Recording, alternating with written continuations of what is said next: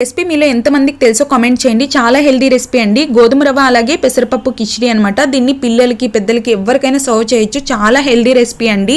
ఇది ఎలా ప్రిపేర్ చేసుకోవాలో తెలుసుకుందాం. స్టవ్ మీద ప్రెషర్ కుక్కర్ పెట్టేసుకొని అందులోకి మనము పోపు వేసేసుకోవాలండి. దాని తర్వాత మీకు నచ్చిన వెజిటేబుల్స్ వేసేసుకోండి. పిల్లలు వెజిటేబుల్స్ తినలేదని మారం చేస్తున్నప్పుడు ఈ విధంగా కిచిడి చేసి పెట్టండి, చక్కగా తినేస్తారు. అలాగే ఒక పావించు అల్లాన్ని చిన్న ముక్కలుగా వేసేసుకోవాలండి, తరిగేసుకొని. ఇప్పుడు అంతా ఒకసారి మిక్స్ చేసుకొని ఇందులోకి మనము టమాటో కూడా వేసుకోవాలి.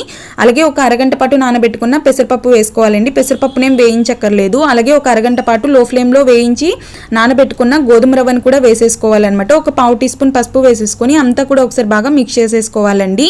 ఇప్పుడు ఇందులోకి 1 కప్పుకు 2 కప్పుల నీళ్ళనైతే తీసేసుకోవాలి.